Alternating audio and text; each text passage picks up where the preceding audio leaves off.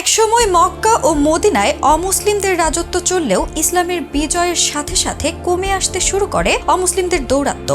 বর্তমানে মক্কা ও মদিনায় পুরোপুরি নিষিদ্ধ করা হয়েছে অমুসলিমদের। নবী ও সাহাবীদের সময় মক্কা ও মদিনায় অমুসলিমদের বসবাস থাকলেও বর্তমানে কেন নিষিদ্ধ করা হয়েছে অমুসলিমদের, এমন প্রশ্ন অনেকের মনেই। পবিত্র মক্কা ও মদিনায় কেন অমুসলিমদের প্রবেশ নিষিদ্ধ করা হয়েছে, কোন ঘটনা লুকিয়ে আছে এই নিষেধাজ্ঞার পেছনে, এই উত্তর জানবো আমাদের আজকের এই বিশেষ আয়োজনে।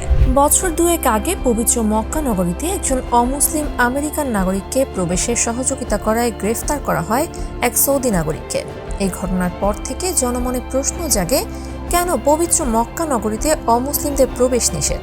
চলুন তাহলে জেনে নেওয়া যাক কবে আর কিভাবে অমুসলিমদের উপর এই নিষেধাজ্ঞা জারি হয়েছে মক্কা মদিনায় প্রবেশে।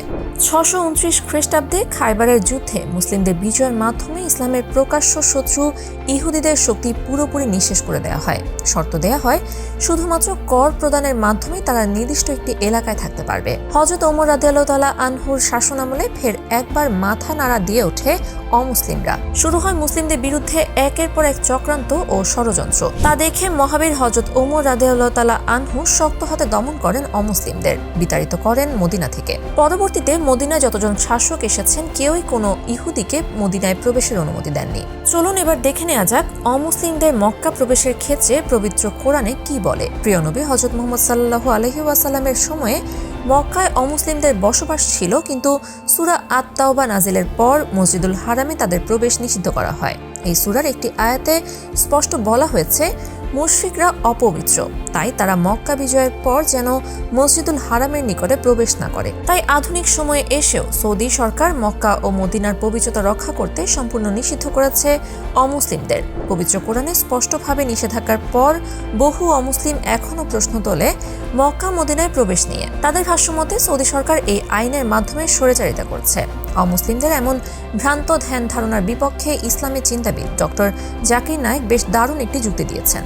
দেশের নাগরিক হওয়ার পর সব দেশেই এমন বেশ কিছু জায়গা আছে যেখানে সাধারণ মানুষের প্রবেশে নিষেধাজ্ঞা রয়েছে, যার মাঝে উল্লেখযোগ্য একটি হচ্ছে সেনানিবাস। সেনাবাহিনীর সদস্য ও প্রতিরক্ষা সংক্রান্ত বিষয়াদির সাথে জড়িত ব্যক্তিবর্গদেরই অনুমতি আছে সেনানিবাসে প্রবেশের। ঠিক একইভাবে মক্কা মদিনাকে বলা হয় ইসলামের সেনানিবাস। এখানেও শুধুমাত্র মুসলিমদেরই প্রবেশের অনুমতি রয়েছে। এক্ষেত্রে সেনানিবাসে সাধারণ নাগরিকদের প্রবেশ নিষেধাজ্ঞার বিরুদ্ধে প্রশ্ন তোলা যেমন অযৌক্তিক, তেমনিভাবে অমুসলিমদের মক্কা মদিনায় প্রবেশাধিকার নিয়ে প্রশ্ন তোলাও অযৌক্তিক।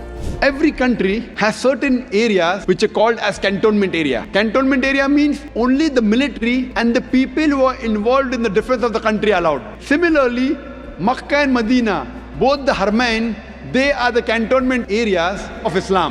So only those who believe, love and are willing to die for Islam are allowed to enter Makkah and Medina.